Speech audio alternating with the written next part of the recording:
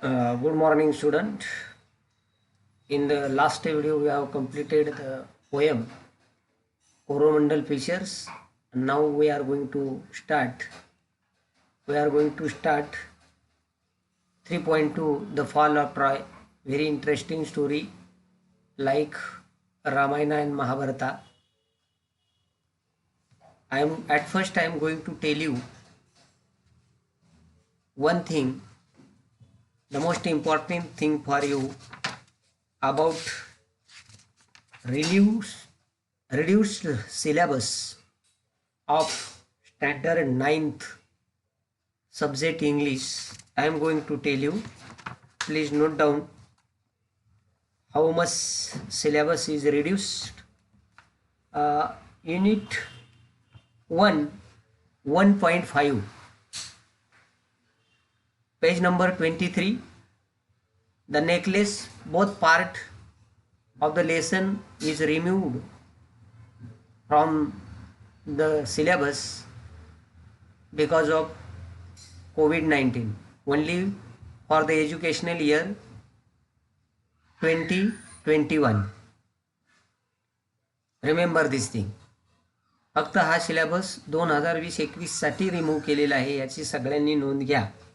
त्याच्यानंतर page number unit 2 page number 42. Page number 42 मध्ये Helen Keller and Annie Sullivan, this lesson is also removed. And 2.3 Mark Twain is removed. Then another unit 3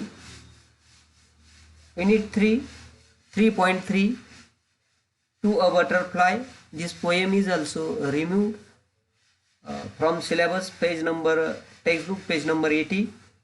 And unit number 4.3 page number 104, Silver, this is a poem which is removed from the syllabus for this year. And page number 106 4.4 The Tempest, this lesson is also removed from this syllabus. हा जो syllabus वगळलेला आहे 25% syllabus हा कोविड-19च्या पार्श्वभूमीवर शासनाने वगळलेला या शैक्षणिक वर्षासाठीचा 2020-2021 साठी वगळलेला हा सिलेबस आहे. जवळजवळ प्रत्येक वर्गातल्या प्रत्येक विषयाचा सिलेबस हा 25% वगळण्यात आलेला आहे, याची कृपया नोंद घ्यावी. हा वगळलेला सिलेबस म्हणजे काय, तुम्ही घरी वाचू शकतात. आता वगळलेल्या सिलेबसपैकी बघा, आपण नेकलेस घेतलेला आहे, त्याच्यानंतर हेलन केलर घेतलेला आहे, मार्क तैवान पण घेतलेला आहे. परंतु या ठिकाणी एक गोष्ट तुम्ही पुन्हा एक लक्षात घ्या की हा वगळलेला सिलेबस फक्त ह्या शैक्षणिक वर्षासाठीच आहे, चालू शैक्षणिक वर्ष 2020-21 याच्यासाठीच आहे, याची सगळ्यांनी नोंद घ्यावी. आणि वगळला आहे म्हणजे काय, तर यातले सगळ्या ॲक्टिव्हिटी या ठिकाणी जवळजवळ वगळलेल्या आहे आणि बरेचसे आपण घेतलेले आहे. तर 25% हा सिलेबस आहे. आणि this reduced syllabus will not be considered in your exam. परीक्षेला याच्यावर प्रश्न विचारले जाणार नाही. काही सिलेबसवर, काही भागांवर विचारले जाणार नाही. तर आपल्या इंग्लिशच्या जवळजवळ सगळ्याच नवीच्या इंग्लिशच्या सगळ्याच भागावर प्रश्न विचारले जाणार नाही या सिलेबसवर, याची सगळ्यांनी नोंद घ्या.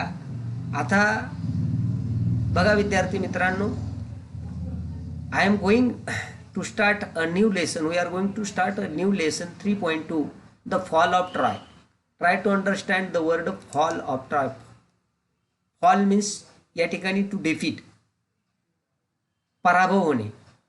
ट्रॉय या साम्राज्याचा पराभव कसा झाला, जसं रामायण असेल, take an example the Ramayana and Mahabharata. आता you know by whom the Ramayana was composed. Ramayana was composed by Valmiki Rishi and Ramayana was written by the Lord Ganpati. Ramayana हे वाल्मिक ऋषींनी रचलं आणि ते लिहिण्याचं काम, प्रत्यक्षात लिहिण्याचं काम जे आहे ते लिहिण्याचं काम हे गणपतींनी केलं. मोराचे पीस आहे त्या ठिकाणी आणि त्यांनी ते रामायण लिहिलेलं आहे. तर काय लिहिलं आहे, why it was not possible for Valmiki Rishi to write a Ramayana on his own hand writing because he could not write and that's why the writing is given to the lord Ganapati. हे लक्षात घ्या. आणि दुसरं हा रामायणाचा जो कालावधी आहे, हा रामायणाचा कालावधी मी तुम्हाला पुढे सांगणार आहे. रामायण हे चाललं 13 दिवस आणि त्याच्यानंतर महाभारताचा ड्युरेशन जो आहे, the duration of Ramayana is 13 days and the duration of the epic Mahabharata that is Kurukshetra war what we call in other word for 18 days. 13 दिवस रामायण चाललं आणि 18 दिवस काय चाललं ते महाभारत चाललंय, लक्षात घ्या. आता याच्यामध्ये I am going to tell you what is the exact reason of Ramayana and what is the exact reason of Mahabharata. I will tell you after finishing the lesson in workshop. Okay, before starting the lesson, do you know stories from any epics of mythological poem? mythological हा शब्द आहे बघा. mythological हा शब्द आहे. mythological म्हणजे काय? mythological म्हणजे पौराणिक कथा or romantic what we call in other word, पौराणिक पुराण तत्वावर आधारलेली कथा. mythological poems, and there are two main mythological poems, the Ramayana and the Mahabharata. Mahabharata was written by Vyas Muni and Ramayana was written by composed by Valmik Rishi and written by Ganpati, the Lord Ganpati. आता या ठिकाणी दोन epics आहे. आता who is your favourite mythological character. आता याच्यामध्ये ह्या पौराणिक कथामधलं तुमचं प्रसिद्ध कोणाचा राम असेल, कोणाचा अर्जुन असेल, नाही का. आता my mythological most favourite mythological character is the lord Rama. What do you like about the character. त्या कॅरेक्टरबद्दल कोणती गोष्ट तुम्हाला आवडते? ट्रुथनेस, सत्य.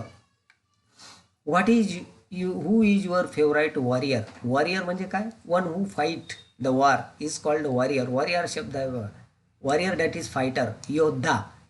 अर्जुन हा योद्धा होता. महाभारतामध्ये 5 योद्धे महत्त्वाचे होते. त्याच्यामध्ये युधिष्ठिर असेल, अर्जुन असेल, भीमा असेल, सहदेव असेल, नकुल असेल. These were the warriors. These are the my favourite warriors from Mahabharata. If you could visit a place, if you could visit a place in the ancient world of the mythological world, आता which place would you like to choose, which event would you like to choose. आता या ठिकाणी या पौराणिक कथेत ज्या घडल्या त्या ठिकाणाला तुम्हाला भेट द्यायला आवडेल का? कोणतं ठिकाण आवडेल? तर आता माझ्या मते मी सांगतो according to my opinion.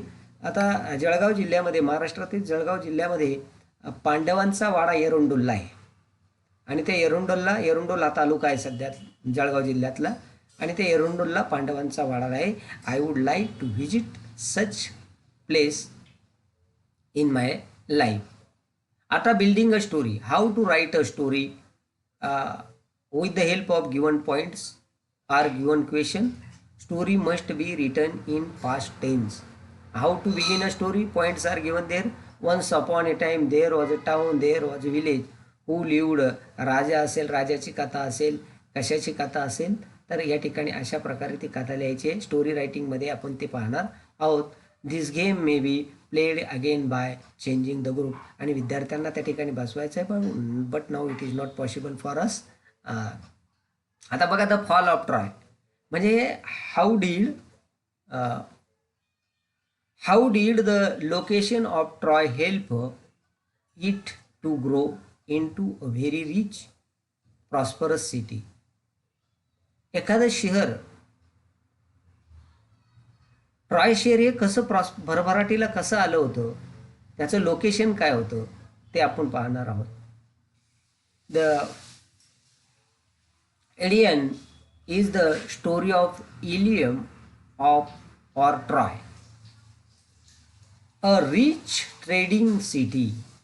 Rich अतिशय व्यापारासाठी, ट्रेडिंग म्हणजे व्यापार, इन आशिया खंडातलं, near the narrow sea that leads from the Aegean to the black sea. Aegean म्हणजे समुद्रापासून ब्लॅक समुद्रापर्यंत, काळा समुद्रापर्यंत. It was well situated. हे शहर चांगलं वसलेलं होतं. बोथ फॉर कॉमर्स म्हणजे व्यापार, अँड ॲग्रिकल्चर, व्यापारासाठी आणि याच्यासाठी हे शहर पूर्वी प्रसिद्ध होतं, ही नगरी. इन फ्रंट ऑफ, बघा ही फ्रेज आलेली, in front of, he phrase आलेली बघा या ठिकाणी, इन फ्रंट ऑफ, तर म्हणजे समोर. In front of the city was the sea, समुद्राच्या म्हणजे त्या शहराच्या समोर एक समुद्र. Over which sailed the ships of Troy, आणि ट्राय जी लोक होते, जी जनता होती, त्या समुद्रावर आपलं जहाज इकडून तिकडे मालाची ने-आण करायचे, communication and transportation of goods and grains. Carrying goods and grain, इथं आलेले आहेत बघा, मालाची ने-आण करणं. At the back rose the high peak of mount Ida from which followed many rivers and stream, आणि त्या पर्वतापासून बऱ्याच नद्या त्या पर्वतात उगम पावत होत्या आणि तिथून वाहत होत्या, झऱ्या आणि नद्या. द व्हॅली म्हणजे दरी. Among the hills were well watered and fertile, आणि त्या ठिकाणची जमीन, नद्याच्या ठिकाणची, नदीकाठची जमीन ही पिकासाठी सुपीक असते. आपण भूगोलामध्ये बघतो. फर्टाईल म्हणजे काय? FER, write down the word fertile, FERTILE. Fertile means rich, समृद्ध, आणि त्याच्या its opposite word is barren, BARREN, barren. Fertile, barren म्हणजे पडीक, नापीक जमीन या अर्थाने. With corn growing in fertile fields, त्या समृद्ध शेतांमध्ये किंवा जमिनीमध्ये. And cattle feeding on the rich grass, आणि ते समृद्ध असं गवत त्या ठिकाणी गुरोढरं चालली जायची, मिडोजमध्ये गवताळ करून. While sheep fed on the slopes of the hill, आणि त्या डोंगरांच्या पायथ्याशी मेंढ्या चारल्या जायच्या by the shepherd. Round their city the Trojans had built a strong wall. Who built the strong wall? Trojan. How were the Trojans protected during war time? युद्धाच्या काळामध्ये त्यांचं संरक्षण त्यांनी कसं केलं? By protecting a strong wall, तर एक चांगली भिंत बांधून. सो दॅट नो एनिमी हा शब्द आलेला आहे बघा. एनिमी म्हणजे फो, त्याला सिमिलर वर्ड FOE, फो म्हणजे शत्रू. हिंदी में कहते हैं दुश्मन, मराठी म्हणतात त्याला एक वैरी हा शब्द आहे, पुन्हा तो लिहून घ्या. दुश्मन, वैरी, शत्रू, रिपू. शुड अटॅक, हल्ला करणे. देम फ्रॉम द सी, आणि समुद्रातून हल्ला करायचे, शत्रूने हल्ला करू नये म्हणून अशा प्रकारची तजवीज त्यांनी केली. Such type of provision was made by the Trojans. The wall was so broad that people could stand and seat it wall on it. ती भिंत एवढी मोठी होती की त्या भिंतीवर ते, रुंद भिंत होती, भक्कम होती, स्ट्रेंगथन होती आणि मॅसिव्ह, आणि त्या भिंतीवरती सहज चालायचे, बसू शकत होते. The great gate stood open, आणि भव्य असे दरवाजे. आता आपण याच्या भिंतीचा विचार केला तर जगातली सगळ्यात मोठी जी भिंत आहे ती चीन या देशात आहे, that is in China.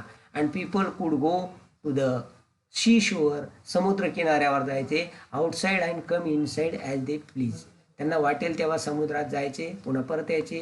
But in time of war, परंतु युद्धाच्या काळामध्ये the gates would be closed हा शब्द लक्षात ठेवा. पुढे तुम्हाला क्लोज्ड अपोजिट ओपन, क्लोजच्या अपोजिट ओपन, क्लोज्ड ओपन, बंद असायचे. And then the city was like a strong fortress म्हणजे भिंत, तटबंदी. फोर्ट्रेस म्हणजे तटबंदी. क्वाईट सेफ म्हणजे सुरक्षित. सेफ म्हणजे काय येते का? Safe means protected from all attacks. Protected आहे बघा, शेपला समान